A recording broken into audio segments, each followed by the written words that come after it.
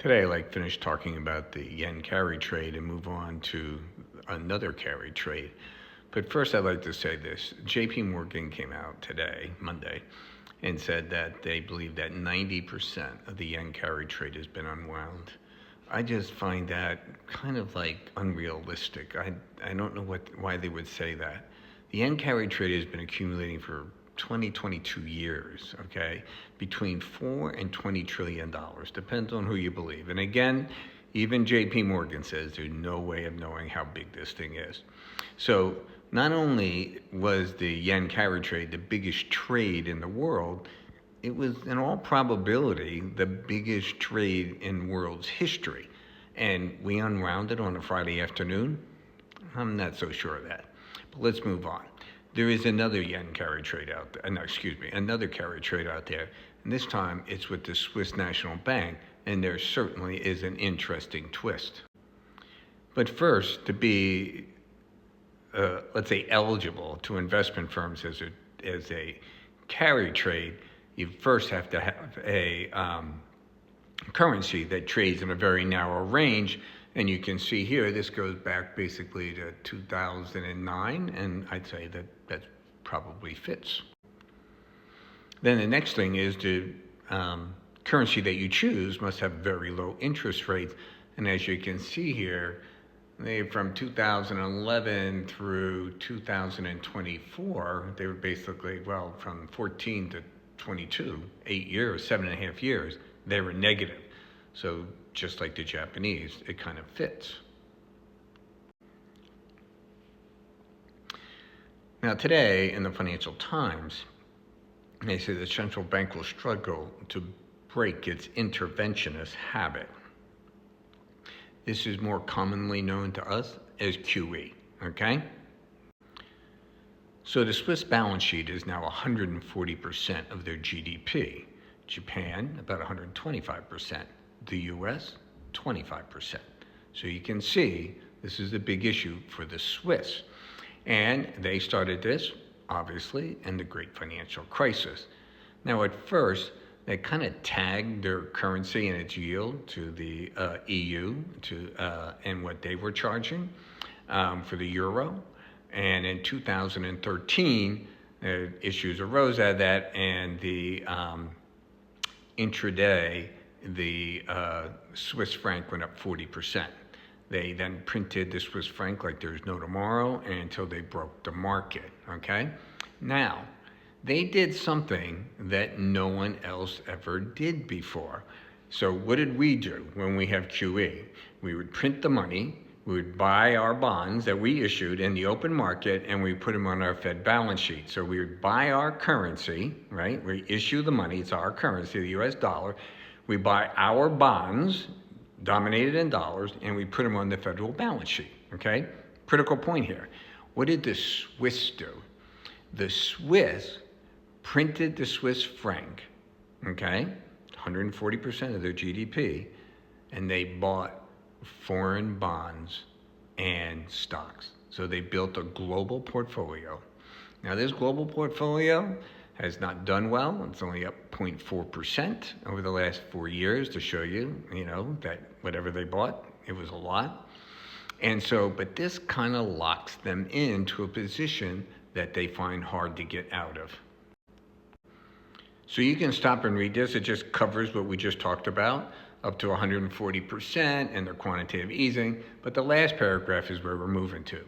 Well, many other central banks are now passively winding down their balance sheets. What are we doing? We do that too. We're allowing our bonds that we bought and put on our Fed balance sheet just come due and they go away, right? They come due, we just don't buy more, anything like that. But the Swiss are stuck. They could do two things. They can shrink their portfolio, okay? Or just make horrible investments so that the investments just go bankrupt. That's their two choices. So by owning on their balance sheet a global portfolio of bonds and stocks, when the market goes down, like in 2022, when we start raising interest rates, the Swiss National Bank had a loss equivalent to 17% of their GDP. Nothing to sneeze about, okay? So unwinding the carry trade means, okay, selling foreign bonds and stocks, which you end up in whoever bonds and stocks you bought in their currency. Now you bring the currency home, and when you bring it home, what do you buy? You buy the Swiss franc, okay? By buying the Swiss franc, you're gonna drive it up in price, especially when it's 140% of GDP, okay? So, as they drive up the Swiss franc, that's highly deflationary, ruins all their trading and everything. Literally, I don't see this as a choice, but they can't get out of this trade without winding it down. So they know this. So what else can they do? Well, they thought about transferring the reserves to the Swiss citizen.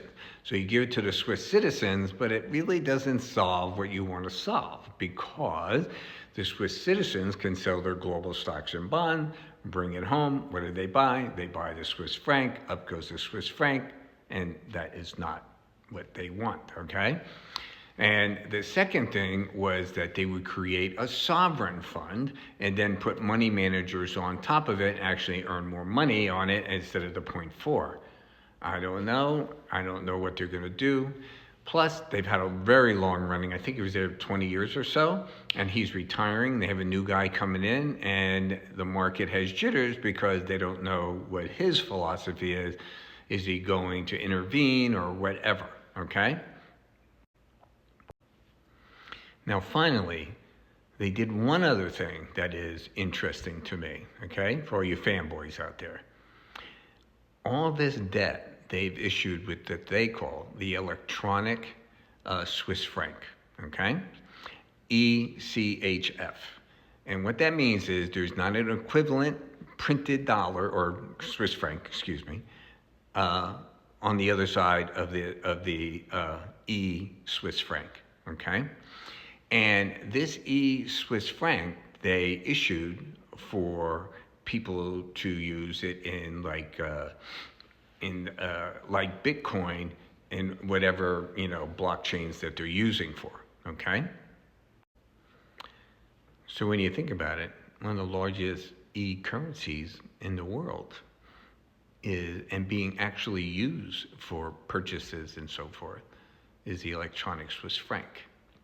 So, what does this mean to us? All right, well, that 140% is equivalent to 800 billion Swiss francs. That's about $1 trillion in US, okay? And if they decide, for whatever reason, either something's going on in the world which forces them to cover, all right, we would be basically facing with the Swiss selling $1 trillion worth of stocks or bonds around the world. Given that we're the largest, I am sure that we are a large portion, if not the largest portion, of the holdings of the Swiss Central Bank. So that could affect our stocks and bonds. Who knows? What do you think? And like and follow, and certainly write your comments. Thank you.